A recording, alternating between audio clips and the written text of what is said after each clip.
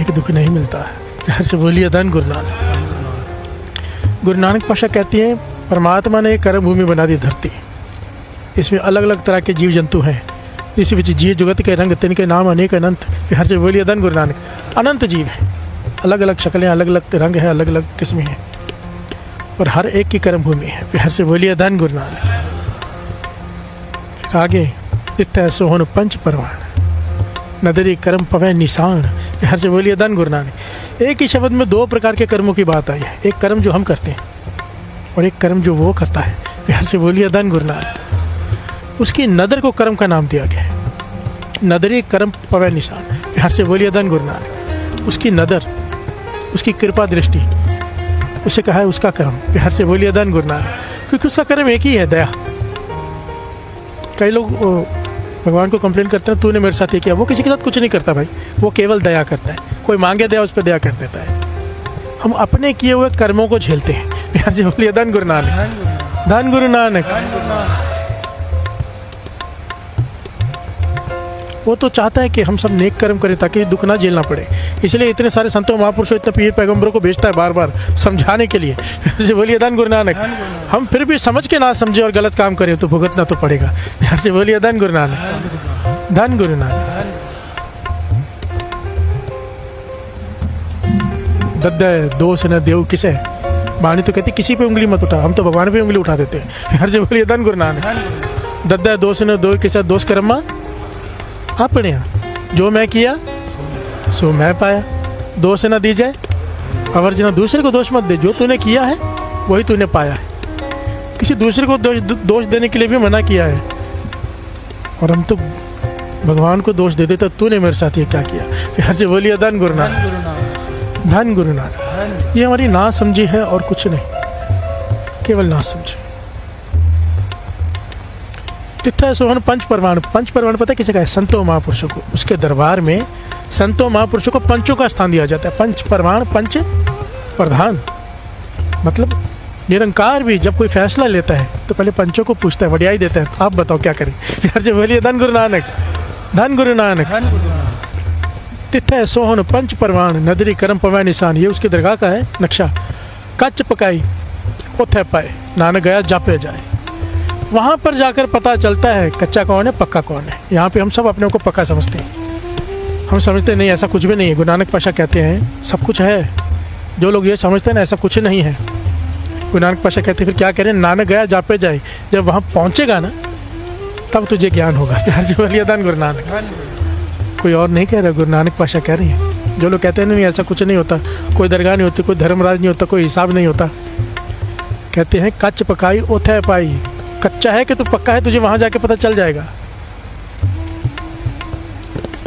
और वहाँ पर जाके जैसे कई लोग नॉनवेज मांस खा लें, कहीं कुछ नहीं होता, और जब वहाँ हिसाब देना पड़ता है, गुरु नानक पाशा कहते हैं तब पता चलेगा। प्यार से बोलिए धन गुरु नानक। धन गुरु नानक। नानक गया जापे जाए, ये शब्द का मूल भाव है। अब यहाँ पर पॉइंट ये है, कर्मी कर्मी कोई विचार, जैसा कर्म बीजेंगे वैसा फल पाएंगे। और ये निरंकार के कानून कैसा है थोड़ा समझना। अभी किया अभी फल नहीं मिलता, किसी भी चीज़ का बीज डालो अभी नहीं मिलता। किसी को 2 दिन, किसी को 10 साल, किसी को 5 साल, कुछ ऐसे 65 साल बाद उसका फल मिलता है। प्यार से बोलिए धन गुरु नानक।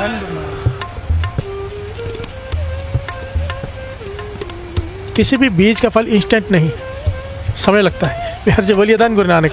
और जब हमें वो भुगतना पड़ता है, हम कहते हैं हमने ऐसा कौन सा कर्म किया था भगवान हमारे साथ ऐसे हो रहा है। प्यार से बोलिए धन गुरु नानक।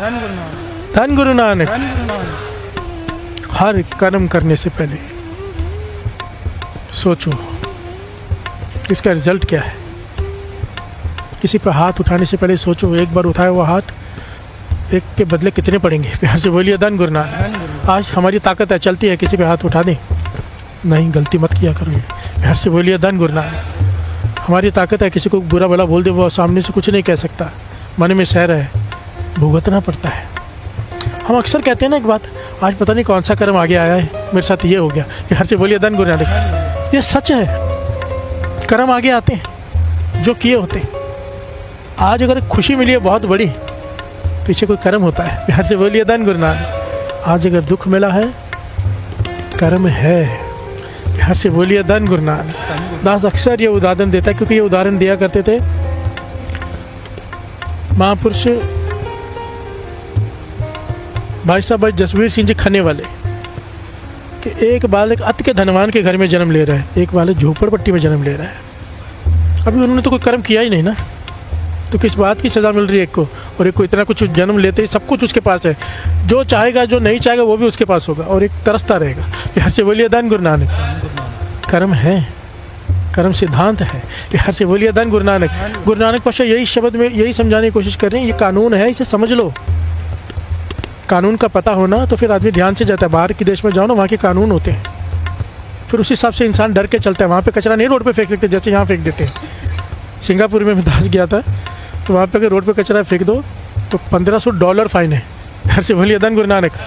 बाथरूम में जाके अगर फ्लश ना करो, वो भी उनको पता चल जाता है इसने फ्लश नहीं किया, उसका $1500 फाइन है। आप जहाँ जहाँ गलती जाओ करते जाओगे, कोई पकड़ेगा नहीं, कुछ नहीं बोलेगा आपको, आप करते जाओगे। जब आप फ्लाइट पकड़ने एयरपोर्ट जाओगे ना, आपको रोक लिया जाता है कि आपने ये गलती की, पैसे भरो नहीं तो चलो जेल। हर से बोलिए धन गुरु नानक।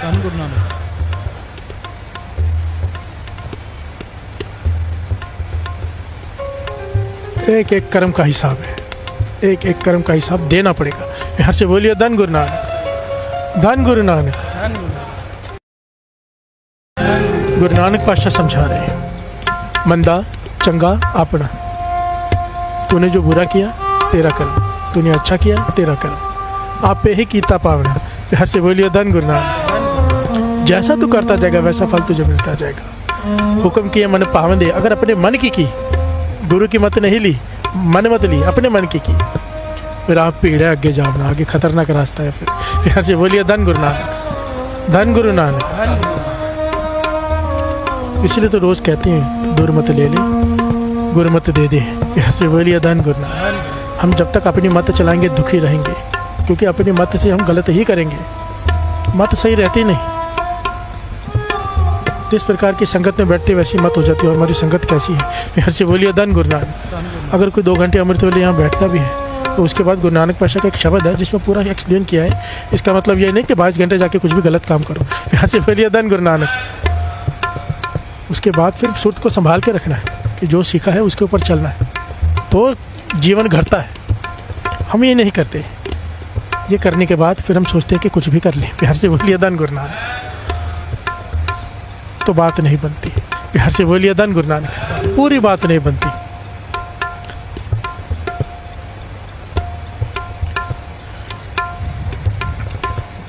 दो से ना दीजिए काहू लोग, जो कमावन सोई हो। गुरु अर्जन देव जी महाराज कहते हैं किसी भी दोष मत लगाया कर अपने कर्मों में। जब तेरे पास साथ कुछ बुरा होता है, तूने जो कमाया है वो भोगना पड़ता है। बिहार से बोलिए धन गुरु नानक। सिंपल है, एक बड़ी प्यारी घटना है। संत हरनाम सिंह जी रामपुर खेड़े वालों के समय की। कर्मी कर्मी सच्चा आप, उसका दरबार सच्चा है। यहाँ पर कोई रिश्वत दे के शायद छूट जाए, वहाँ पर ये सब नहीं होता। सच्चा दरबार है, सच्चा फैसला होता है। हर से बोलिए धन गुरु नानक। उसके फैसले में गलती नहीं होती। रामपुर खेड़े वाले संत हरनाम सिंह जी महापुरुष, उनके समय की घटना। कुछ लोग उनके पास बैठे हैं और वो उन्हें उपदेश दे रहे हैं। उपदेश क्या दे रहे हैं? भाई कर्मों पे ध्यान दो। हर से बोलिए धन गुरु नानक। बानी पढ़ा करो, बानी से जुड़ो। बानी पढ़ने से मत ठीक रहती है, आदमी सही कर्म करता है। बानी पढ़ने से फिर दुख कट जाते हैं। बिहार से बोलिए धन गुरु नानक। एक्सप्लेन कर रहे हैं उन्हें, तो वहाँ पर एक सीधा साधा जट आ गया। बिहार से बोलिए धन गुरु नानक। उसका नाम आया दया सिंह। वो सुन रहा है, बीच में बोल पड़ा। आप कहते हो बानी पढ़ने वालों को सारे सुखी हो जाते, दुखी नहीं रहते। तो मैं तो ऐसे बानी पढ़ने वालों को जानता हूँ जो नित्य भी करते, बानी भी पढ़ते, पर घिसट घिसट के चलते हैं। बिहार से बोलिए धन गुरु नानक, धन गुरु नानक। महापुरुष गंभीर हो गए, कहने लगे इतने लोगों की श्रद्धा तोड़ दी तूने। जो बैठे थे उनके मन में भाव जागृत हो रहा था नाम जपने का, बानी से जुड़ने का। अब तूने उनके मन में शंका डाल दी कि नाम जपने वाले भी दुखी रहते हैं। बिहार से बोलिए धन गुरु नानक। बानी पढ़ने वाले भी। तो किसकी बात कर रहा है? बिहार से बोलिए धन गुरु नानक। तो उसने नाम लिया, आपके पास जो कीर्तन करता है भाई संतोष सिंह, वो घिसट घिसट कर चलता है। नितिन भी करता है, अमृतवाला भी संभालता है, कीर्तन भी करता है। उसकी दोनों टांगे पोलियो से ग्रस्त है, चल ही नहीं सकता, खड़ा भी नहीं हो सकता, घिसट के चलता है। अब वो तो बानी पड़ता है। प्यार से बोलिए धन गुरु नानक। हमारे मन में भी ऐसे कई सवाल आते हैं, ये तो बानी भी पढ़ता है, अमृतवेले भी उठता है। तो महापुरुष कहने लगे तुझे उसके पिछले कर्मों का पता है? फिर से बोलिए धन गुरु नानक। तू ये बात करे, तुझे क्या पता उसने क्या क्या किया है? अब बानी पढ़ रहा है, अब कीर्तन कर रहा है, पहले क्या किया उसने? तो कहने कि मुझे तो नहीं पता, आप ही बता दो। फिर से बोलिए धन गुरु नानक। तो महापुरुष रामपुर खेड़े वाले बड़ी कमाई वाले अंतर्यामी संत हुए साथ संगत जी। ये ना एक शक्ति होती है जिसे कहते हैं अगम निगम की सोजी। जो 10वें द्वार को सहज अवस्था को पार कर जाते हैं ना, उसके बाद ये शक्ति मिलती है, इसे कहते हैं अगम निगम। बिहार से बोलिए धन गुरु नानक। जिससे आदमी फ्यूचर और पास्ट दोनों देख सकता है, पर जिसके पास ये होती है वो बताता नहीं। बिहार से बोलिए धन गुरु नानक। छिपा के रहता है। पर यहाँ पर महापुरुषों ने कहा कि दूसरों के कर्मों के पर्दे हम नहीं खोलते कभी, पर तूने इतने संगत के सामने ये बात कह दी, इनकी श्रद्धा टूट जाएगी, इसलिए मुझे उसके कर्मों के पर्दे खोलने पड़ेंगे। बिहार से बोलिए धन गुरु नानक। सारे बोलिए धन गुरु नानक। तो कहने लगे बताओ फिर। तो महापुरुष बताते हैं, कहते यही संतोष सिंह, इसका पिछला जन्म भी इंसान का ही था, और स्वभाव बड़ा क्रोधी था। क्रोध पे कंट्रोल नहीं रहता था। घर से बोलिए धन गुरु नानक। सारे बोलिए धन गुरु नानक। ये पॉइंट बीच में आ गया, बड़ा कीमती है। बहुत लोग ऐसे होते हैं जिनको क्रोध कंट्रोल में नहीं आता, बहुत क्रोध आता है, बाद में पछताना पड़ता है क्रोध करने के बाद। बाबा नंद सिंह जी के वचन है, अमृत वेले जल आगे रख के 5 पाठ चौपाई सब जी का पढ़ लिया करो अमृत वेले, और वो जल को पी लिया करो। या बच्चे जिसको क्रोध आता है यादा, उसके सामने बिठा के वो जल से पाठ साथ में सुने या करें, उसे पिला दिया करो, या खुद पी लिया करो अगर क्रोध आता है तो। बहुत जल्दी कृपा होती है कि क्रोध शांत होता है। बिहार से बोलिए धन गुरु नानक। कंट्रोल में आ जाता है क्रोध। क्रोध बहुत खतरनाक चीज़ है, आदमी से पहले कुछ करवा देती है, फिर उसका कोई हल नहीं होता। बिहार से बोलिए धन गुरु नानक। सारे बोलिए धन गुरु नानक। कहते पिछले जन्म में भी यह इंसान था, इसकी खेती बाड़ी थी, ये बाहर किसी काम से कहीं गया हुआ था, वापस आया घर में तो इसी घरवाली ने थाली में खाना डाल के दिया। ये भोजन करने बैठने वाला था, इसने सोचा हाथ धो लो, हाथ धोने चला गया। पीछे से बाहर से, क्योंकि पुराने ज़माने में घर खुले होते थे, बरामदा खुला होता था, एक कुत्ता बाहर से आके थाली में से रोटी उठा के ले गया, 2 रोटी थी थाली में, कहने लगे साइड में बैठ के खाने लगा। बिहार से बोलिए धन गुरु नानक। सारे बोलिए धन गुरु नानक। हर कर्म करने से पहले सोचना चाहिए। इसने जब आया, इसे इतना क्रोध आया, स्वाभाविक क्रोधी का था। इसने एक बड़ी लठ पड़ी थी, उठाई और इतनी जोर से कुत्ते के पीठ पे मारी कि उसकी पीठ ही टूट गई, कमर ही टूट गई। चिल्लाता रहा कुत्ता, रोता रहा, और उसका क्या हो सकता है। कहते सारा जीवन कुत्ता घिसट कर चला। बिहार से बोलिए धन गुरु नानक। इसे बाद में पछतावा भी हुआ कि मैंने ये क्या कर दिया। 2 रोटी तो थी, इसकी किस्मत में होती थी ये खा लेता, इसकी किस्मत की होगी, या क्या फ़र्क पड़ता, थोड़ा छोड़ देता, पर नहीं, क्रोधी स्वभाव। बिहार से बोलिए धन गुरु नानक। वो कर्म क्या हुआ इसका,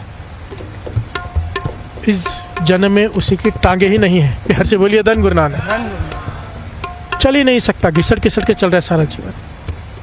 और तू कहता है ये कीर्तन करता है, नित्यनेम करता है, कहते इसे पूछ के देख, इसे भगवान से कोई शिकायत है? बिहार से बोलिए धन गुरु नानक।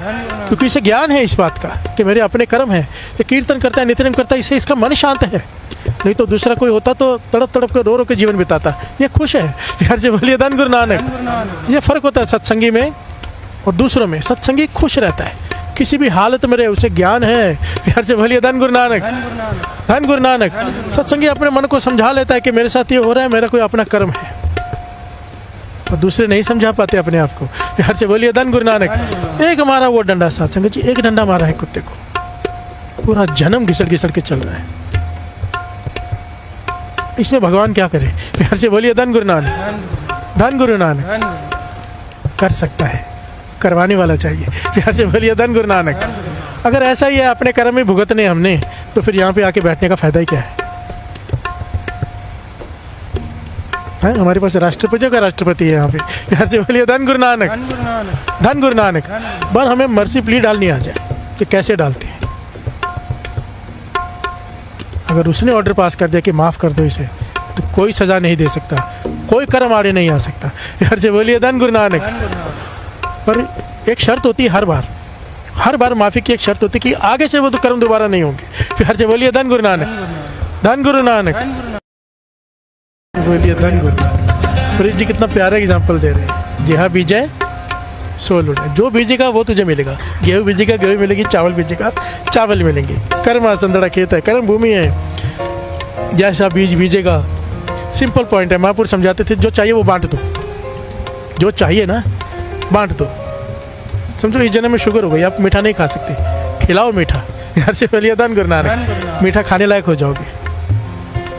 सिंपल पॉइंट है। फूल चाहिए फूल बांट दो, गाली चाहिए गाली बांट दो, थप्पड़ चाहिए थप्पड़ मार दो। जो चाहिए वो बांट दो। आप क्या चाहते हो, आपके साथ क्या हो, वो दूसरे को दे दो। घर से बोलिए धन गुरु नानक, धन गुरु नानक। ये कर्म सिद्धांत है। बिना दिए नहीं मिलेगा।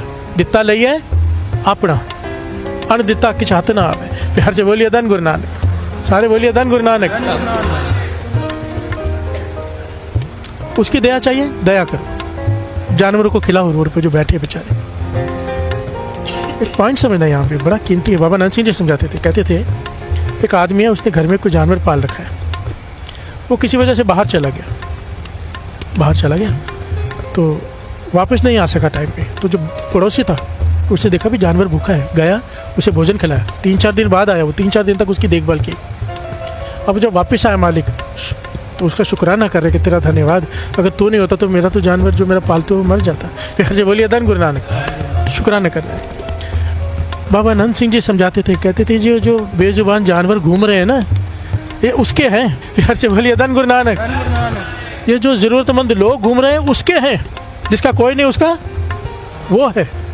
और जब हम उनकी सेवा करते हैं वो हमारा ऋणी हो जाता है। प्यार से बोलिए धन गुरु नानक, धन गुरु नानक। फिर गुरु शुक्राना करता है, हमें शुक्राना करना चाहिए, उसका वो शुक्राना करता है। और जब गुरु शुक्राना करेगा तो जो मांगेगा वो देगा नहीं। प्यार से बोलिए धन गुरु नानक, धन गुरु नानक।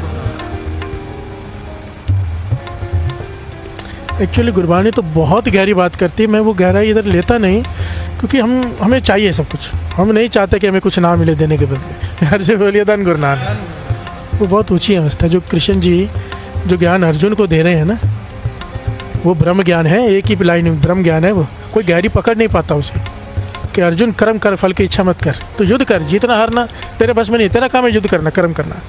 ये जो एक लाइन है, कर्म कर फल की इच्छा मत कर, सब लोग डायलॉग मारते हैं अक्सर, पर इसका गहरा भाव बहुत गहरा है। ब्रह्म ज्ञान है ये। यहाँ से बोलिए धन गुरु नानक। जो कर्म करके फल की इच्छा नहीं रखता, कर्म करके, ये इतना गहरा है कि आप सारे पापों से छूट जाओगे अगर इस लाइन को फॉलो कर ले। कोई पाप लेखा नहीं होगा उसका। इसका मतलब पता है क्या? कर्म कर फल की इच्छा मत कर। कर्म कर तो होया नहीं कर्म, किस वैष्णव का निर्मल धर्म, निर्मल धर्म हो जाएगा। कर्म कर तो होया नहीं कर्म।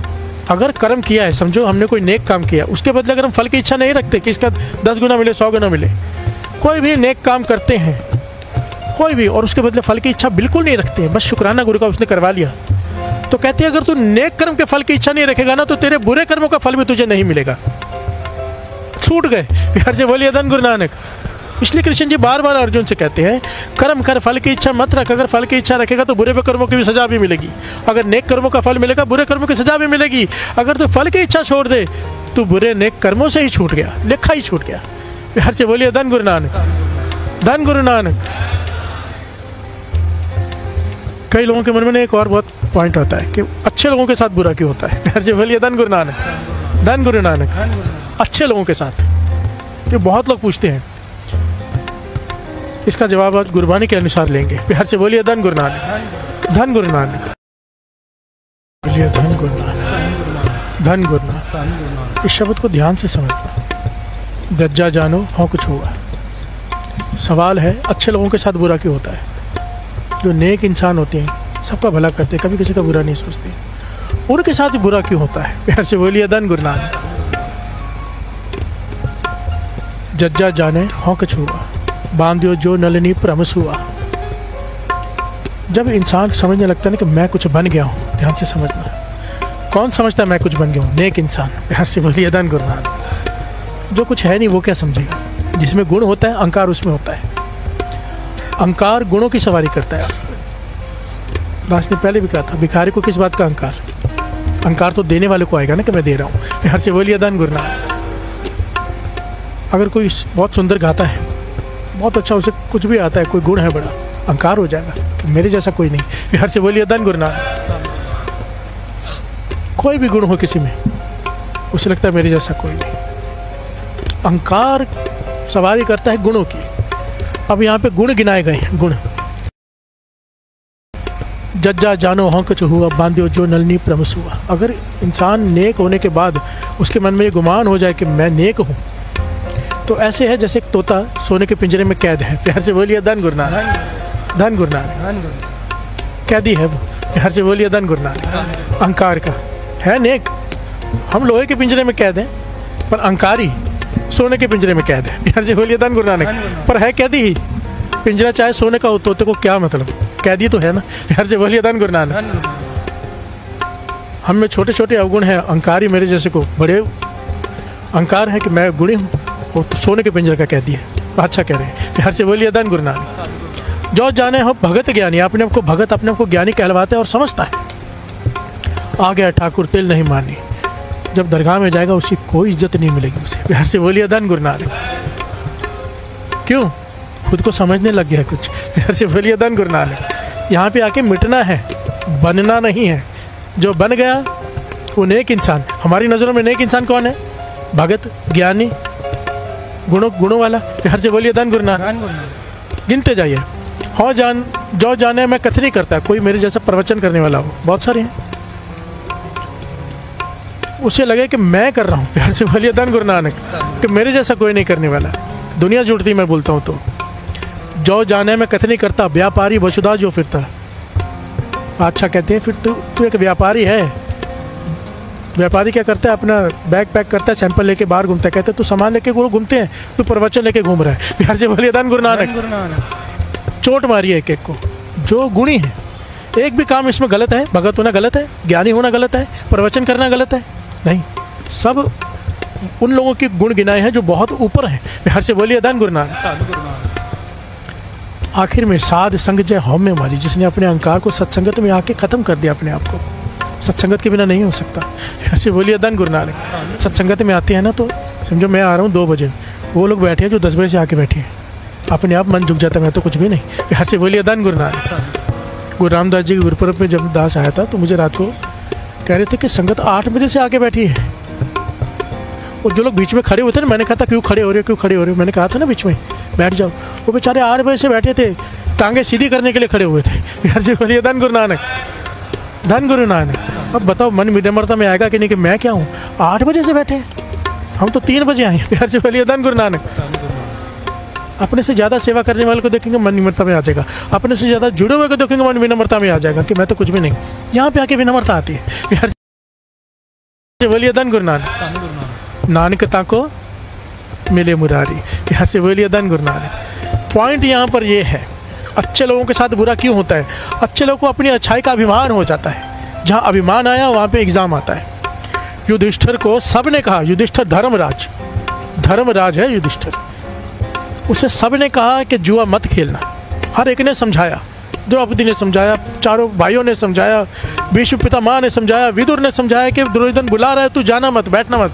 पर उसे अपने गुणों का अहंकार कि मैं धर्मराज हूँ, मुझसे तो गलत हो ही नहीं सकता। प्यार से बोलिए धन गुरु नानक। विदुर ने कहा कि जुआ मत खेलना, क्योंकि जुए में सबसे बड़ी प्रॉब्लम ये है कि हारने वाला इसलिए नहीं उठता कि वो हार रहा है, और जीतने वाला इसलिए नहीं उठता कि वो जीत रहा है। प्यार से बोलिए धन गुरु नानक। मत खेलना, मती मारी जाती है। पर युधिष्ठिर को अपने गुणों का अहंकार था कि मैं धर्मराज हूँ, मुझसे गलत हो ही नहीं सकता। और क्या हुआ अब सबको पता है, मती मारी गई।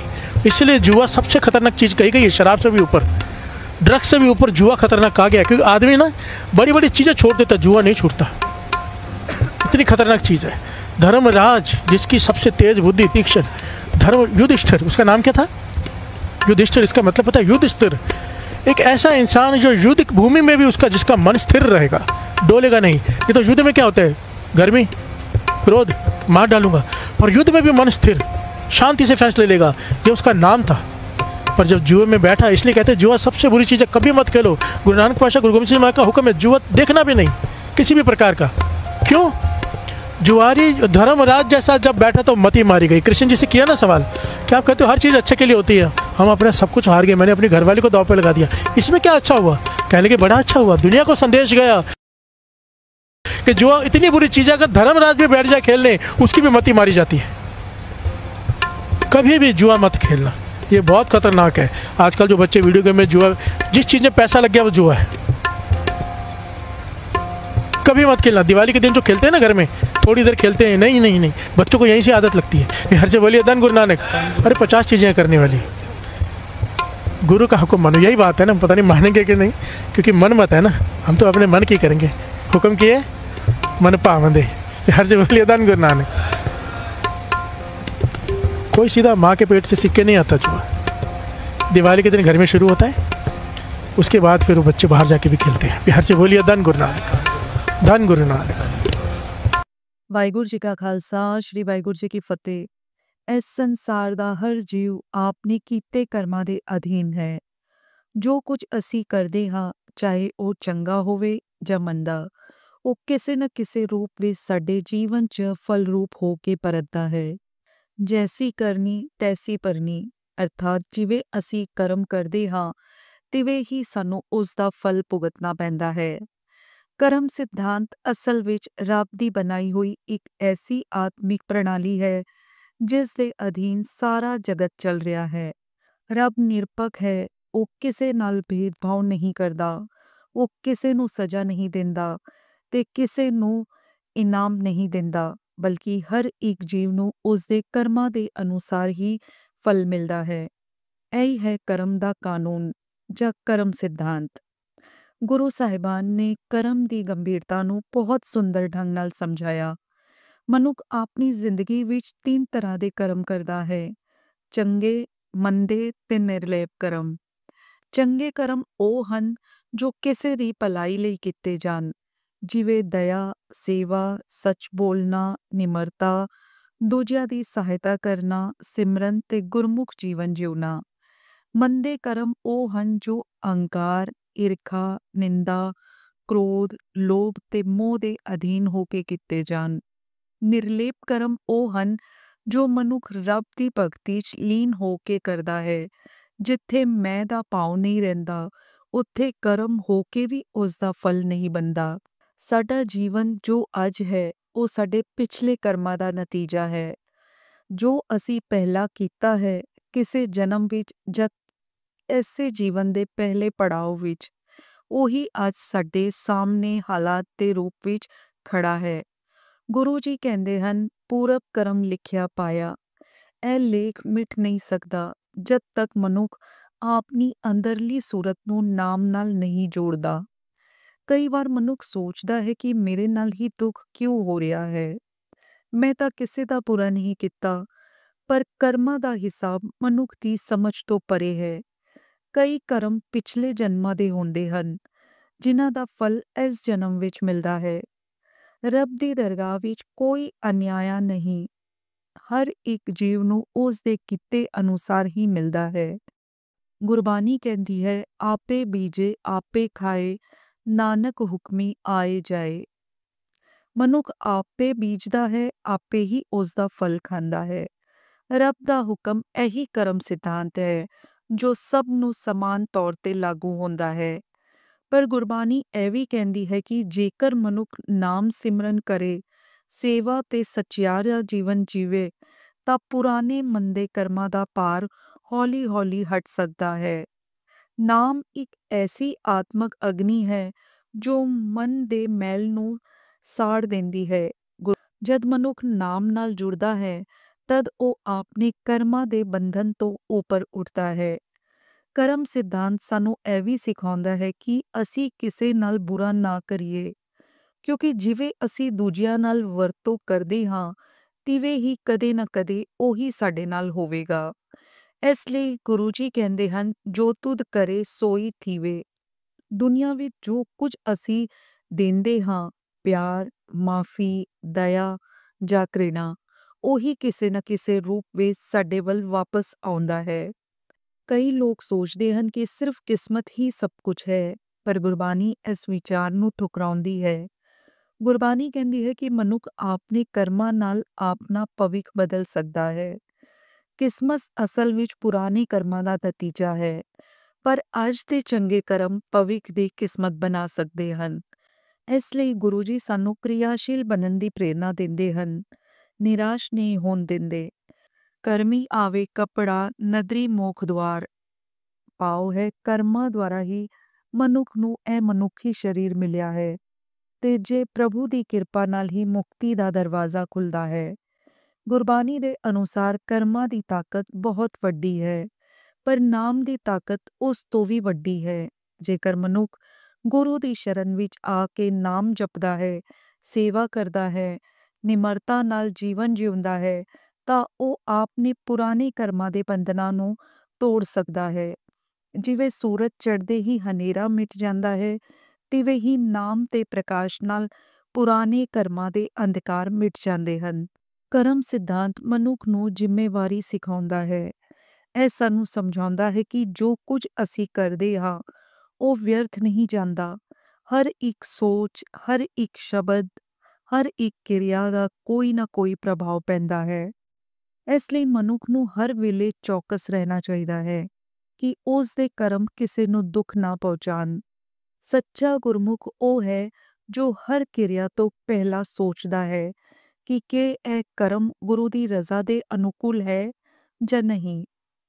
ਗੁਰੂ ਸਾਹਿਬਾਨ ਨੇ ਕਰਮ ਸਿਧਾਂਤ ਨੂੰ ਸਿਰਫ ਦਰਸ਼ਨਕ ਤੌਰ ਤੇ ਨਹੀਂ, ਸਗੋਂ ਜੀਵਨ ਦੇ ਅਮਲਕ ਰੂਪ ਵਿੱਚ ਸਮਝਾਇਆ। ਉਹ ਕਹਿੰਦੇ ਹਨ ਕਿ ਜੇ ਮਨੁੱਖ ਸਦਾ ਸੱਚ ਬੋਲਦਾ ਹੈ, ਦਇਆ ਦਾ ਵਰਤੋਂ ਕਰਦਾ ਹੈ, ਦੂਜਿਆਂ ਦੀ ਮਾਫੀ ਮੰਗਦਾ ਹੈ ਤੇ ਮਾਫ ਕਰਦਾ ਹੈ, ਤਾਂ ਉਸ ਦਾ ਜੀਵਨ ਖੁਦ ਹੀ ਮਾਫ ਹੋ ਜਾਂਦਾ ਹੈ। ਮਨੁੱਖ ਦਾ ਹਰ ਚੰਗਾ ਕਰਮ ਉਸ ਦੇ ਖਾਤੇ ਵਿੱਚ ਆਤਮਕ ਧਨ ਵਾਂਗ ਜੁੜਦਾ ਜਾਂਦਾ ਹੈ। ਜਿਵੇਂ ਕਿਸਾਨ ਬੀਜਦਾ ਹੈ ਤੇ ਫਲ ਪਾਉਂਦਾ ਹੈ, ਤਿਵੇਂ ਹੀ ਚੰਗੇ ਕਰਮਾਂ ਦਾ ਬੀਜ ਸੁਖ ਸ਼ਾਂਤੀ ਦਾ ਫਲ ਦਿੰਦਾ ਹੈ। ਕਰਮ ਸਿਧਾਂਤ ਸਾਨੂੰ ਇਹ ਵੀ ਦੱਸਦਾ ਹੈ ਕਿ ਕੋਈ ਵੀ ਕਰਮ ਛੋਟਾ ਨਹੀਂ ਹੁੰਦਾ।